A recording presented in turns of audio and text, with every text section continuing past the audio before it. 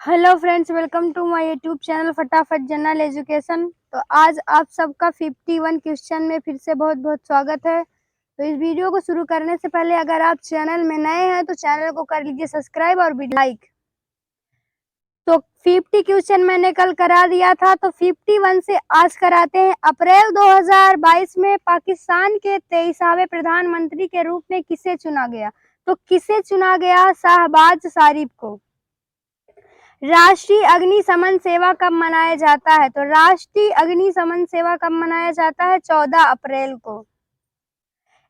उस एल्बम का नाम बताइए जिसके लिए फाल्गुनी साव को सर्वश्रेष्ठ बच्चों की श्रेणी के लिए ग्रैमी पुरस्कार मिला।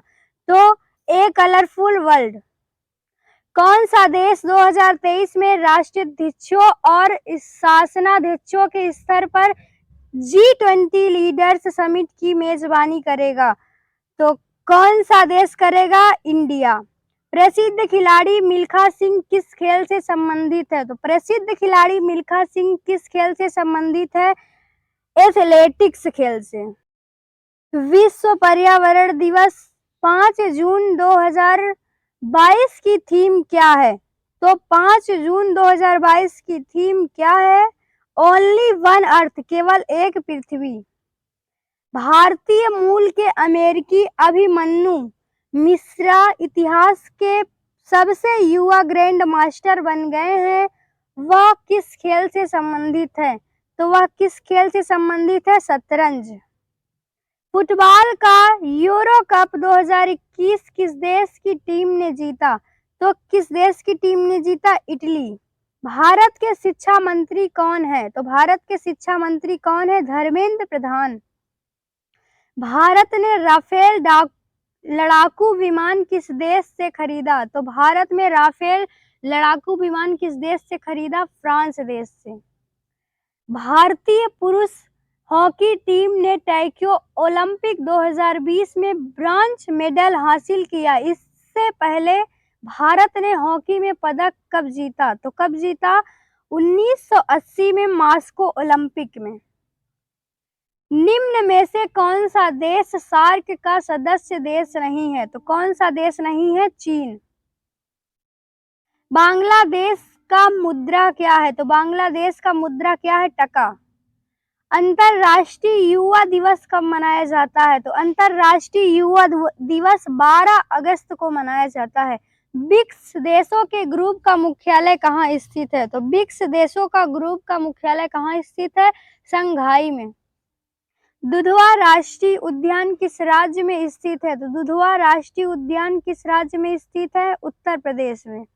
उत्तर प्रदेश का लोक नृत्य निम्न में से कौन सा है? तो कौन सा है? नौटंकी। अमेरिका का राष्ट्रीय खेल कौन सा है? बेसबॉल। DRDO का मुख्य कार्य किस क्षेत्र के अनुसंधान करना है? तो किस क्षेत्र में अनुसंधान करना है? तो किस क्षेत्र में करना है? रक्षा अनुसंधान में।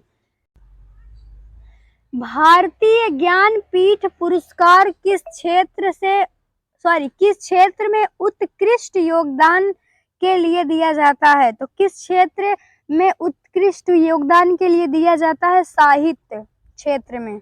भारत का सबसे बड़ा वन्य जीव अभयारण्य कौन सा है? तो कौन सा है? घुड़खर जंगली गधा अभयारण्य। निम्नलिखित गद्यांश के रिक्त स्थानों की पूर्ति गद्यांश के नीचे दिए गए प्रश्नों के अनुसार कीजिए। तो यहाँ पे खाली स्थान दिया है। तो गद्यांश में सांकेतिक रिक्त स्थान वन के लिए उपर्युक्त शब्द क्या होगा? तो क्या होगा? ऑप्शन नंबर सी, मनाया। गद्यांश में सांकेतिक रिक्त स्थान 2 के लिए उपर्युक्त शब्द क्या होगा? माह। गद्यांश में सांकेतिक रिक्त स्थान 3 के लिए उपर्युक्त शब्द क्या होगा? कुछ। गद्यांश में सांकेतिक रिक्त स्थान 4 के लिए उपर्युक्त शब्द होगा क्या होगा? आरंभ। गद्यांश में सांकेतिक रिक्त स्थान 5 के लिए उपर्युक्त शब्द होगा क्या होगा? खूब। निम्नलिखित गद्यांश के रिक्त स्थानों की पूर्ति गद्यांश के नीचे दिए गए प्रश्नों के अनुसार करना है। इसमें दिया है, एक बार ऐसा हुआ कि गुजरात देश में बड़ा क्या पड़ा? उन दिनों गुजरात में कवि भारवी रहते थे। उन्होंने सोचा कि इस अकाल में चलकर राजा भोज की ही दूसरे में क्या होगा। आगे प्रश्न को हम कराएंगे तब पता चलेगा। वह विद्वानों का करता है और धन भी देता है। कवि की स्त्री को यह बात आई और दोनों स्त्री पुरुष राजा भोज के में जाने के लिए निकल पड़े। तो क्वेश्चन है, गद्यांश में सांकेतिक रिक्त स्थान वन के लिए उपयुक्त शब्द क्या होगा? तो क्या होगा? भारी। गद्यांश में सांकेतिक रिक्त स्थान के लिए उपयुक्त शब्द होगा, क्या होगा? सरल। गद्यांश में सांकेतिक रिक्त स्थान 3 के लिए उपयुक्त शब्द होगा, क्या होगा? आदर। गद्यांश में सांकेतिक रिक्त स्थान 4 के लिए उपयुक्त शब्द होगा, पसंद। गद्यांश में सांकेतिक रिक्त स्थान 5 के लिए उपयुक्त शब्द होगा, दरबार। ग्राफ की व्याख्या व विश्लेषण। तो नीचे दिए गए पाई चार्ट और तालिका का अध्ययन करें और प्रश्नों के उत्तर दें। एक संगठन में विभिन्न विभागों में कार्यरत कर्मचारियों के प्रतिशत और उनमें पुरुषों की संख्या का विवरण। तो ये है ग्राफ, आप उसको देखिए और हम प्रश्न को शुरू करते हैं। मानव संसाधन विभाग में कार्यरत महिलाओं की संख्या का मानव संसाधन विभाग में कार्यरत कर्मचारियों की कुल संख्या से संबंधित अनुपात है। तो क्या अनुपात है? 7:10। बिक्री विभाग में पुरुष कर्मचारियों की संख्या बिक्री विभाग में कार्यरत कुल कर्मचारियों की संख्या का लगभग कितने प्रतिशत है? तो कितने प्रतिशत है? 86%।